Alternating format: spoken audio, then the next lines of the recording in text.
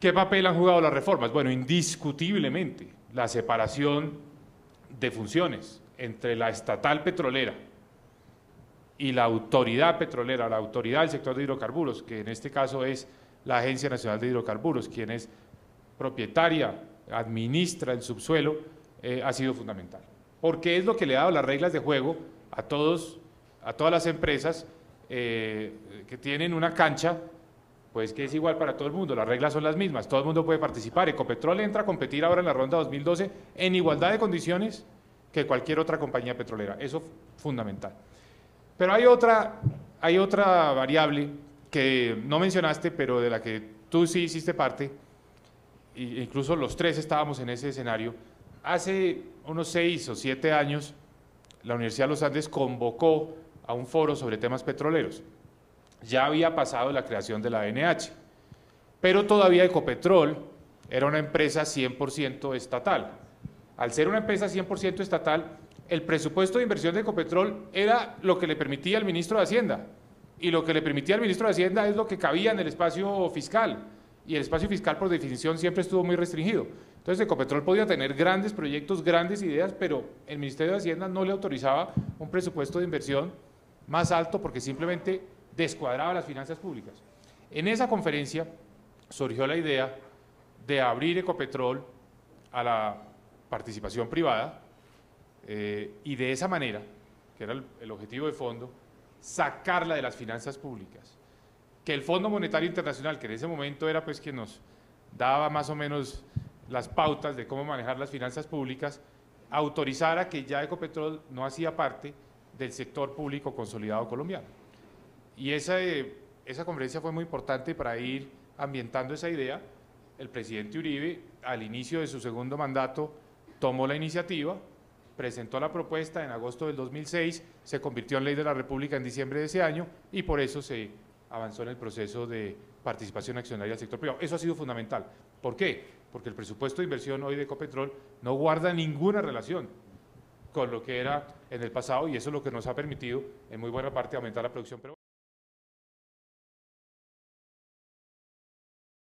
es natural que en un espacio pluralista, participativo, democrático, pues surjan ideas, surjan iniciativas de hacer cambios, de hacer ajustes. Recientemente pues ha habido en el Congreso de la República voces sobre la necesidad de replantear el debate en materia de regalías. Ha habido partidos que hacen parte de nuestra coalición de gobierno que plantean esa tesis. ¿Qué hemos hecho nosotros? Pues reunirnos con ellos y decirles hagamos un debate, hagamos un análisis. Obviamente todo el mundo aspira a que el sector petrolero y el sector minero aporten más recursos, pero una cosa es lo que uno desea y otra cosa es lo posible. Y lo posible siempre tiene que consultar pues la realidad económica y cuál es la competitividad de Colombia frente a la de otros países. Mi opinión es que en el tema de hidrocarburos el país ya dio un gran debate y ese debate nos llevó a un punto que yo considero un buen equilibrio en materia de regalías, entre otras cosas porque ya tenemos algo que muchos países desean tener, que es la llamada cláusula de precios altos, es decir, que cuando los precios están por encima de un determinado punto, 80, 81, 82 dólares, se aplica un incremento de regalías. Esa es una cláusula, digamos, que es muy afortunada y que nos ha funcionado muy bien en los últimos años en condiciones de precios altos. Entonces, yo no veo en este momento la necesidad, la conveniencia de reabrir este tema de debates, sobre todo del debate sobre regalías, sobre todo en el sector de hidrocarburos, en el sector de hidrocarburos.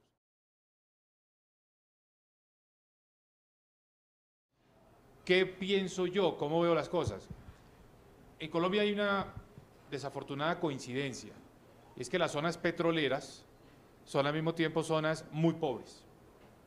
Es tal vez la contradicción más palpable, donde está nuestra mayor riqueza, también está nuestra mayor pobreza.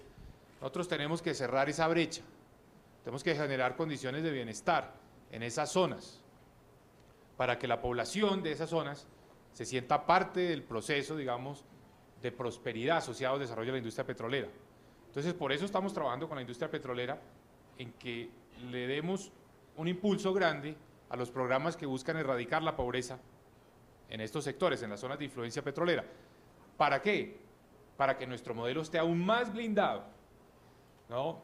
Para que nuestro modelo tenga aún una solidez mayor que impida que hacia futuro haya cambios, haya giros bruscos, haya, digamos, una ruptura frente al modelo institucional que tenemos hoy en día. Entonces, el tema del desarrollo social en las zonas petroleras es particularmente importante.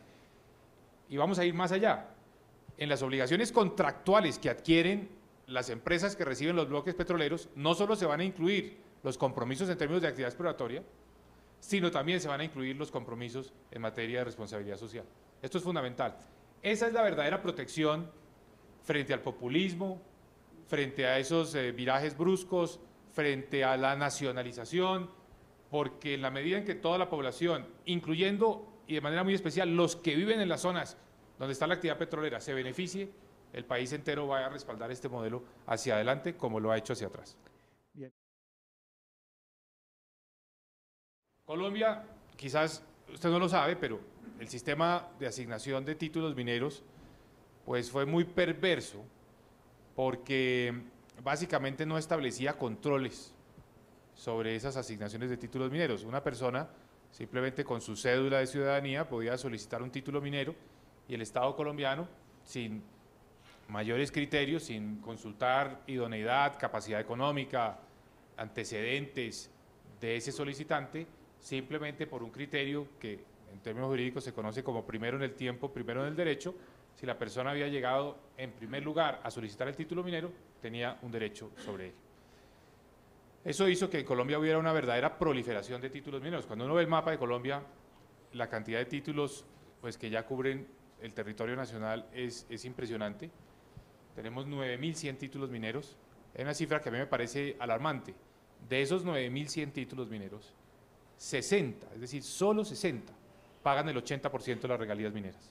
Eso quiere decir que hay una gran cantidad de títulos que están ociosos, que se asignaron con un criterio, digamos, sin ninguna restricción, sin ningún control, y al mismo tiempo las personas que lo solicitaron lo hicieron con una función puramente especulativa. De manera que eso lo tenemos que parar. Entonces la Agencia Nacional Minera lo que está haciendo es cerrando ese sistema de primero en el tiempo, primero en el derecho, es decir, limitándolo y abriendo uno nuevo, que es el de rondas, subastas, con criterios competitivos. Y para eso hemos transferido 20.5 millones de hectáreas de nuestro territorio, donde creemos que está el mayor potencial minero, a una categoría que hemos denominado áreas mineras estratégicas.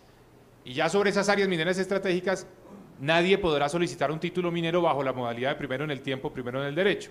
Sobre esas áreas mineras estratégicas vamos a organizar rondas con criterios objetivos, como los que operan en el sector de hidrocarburos, que tienen que ver con el compromiso de inversión en exploración o la participación que se le da a la nación por encima de las regalías en la producción. Esos son criterios objetivos para seleccionar a los mejores proponentes en materia minera.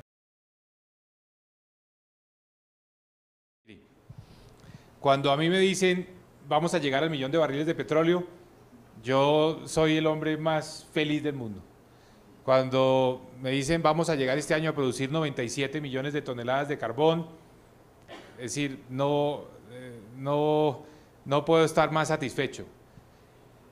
Pero cuando a mí me dicen su sector, ministro, es el 75% de las exportaciones, yo no me alegro. O cuando me preguntan, mire, ustedes son el 10% del Producto Interno Bruto, pero el 1% del empleo, pues yo no me alegro. ¿Por qué? Porque está muy bien que tengamos un gran éxito en el sector minero energético. Es fundamental para Colombia. Yo siempre he insistido, es la mejor oportunidad que tenemos para encumbrarnos en el desarrollo, para tener unos mayores estándares de vida. Es la mejor oportunidad que tiene Colombia en este momento, es el sector minero energético. Pero no queremos que eso se haga a expensas de otros sectores. No queremos que eso genere un desbalance en nuestra economía.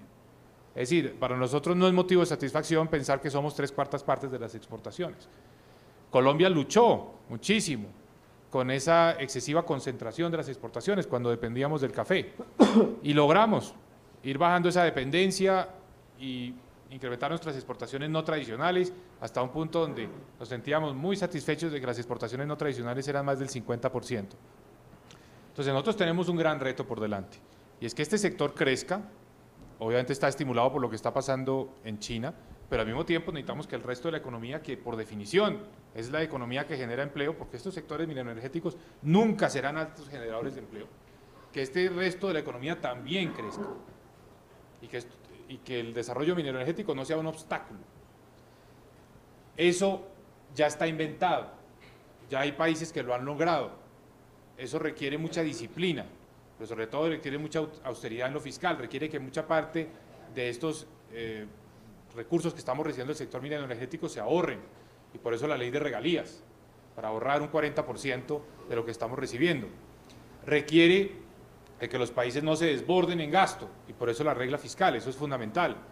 De manera que yo creo que nosotros tenemos esa preocupación de cómo evitar que nuestra economía caiga en unos niveles de dependencia de ciertos sectores que en vez de fortalecernos nos debilitan. ¿Por qué? Porque de lo que uno puede estar absolutamente seguro es que en los sectores de productos básicos hay ciclos. Y así como hay fases de precios altos, hay fases de precios bajos. Entonces una excesiva dependencia crea mucha vulnerabilidad a esas fluctuaciones. Tenemos que blindarnos, tenemos que aislarnos, y por eso tenemos que mantener una estructura económica diversificada.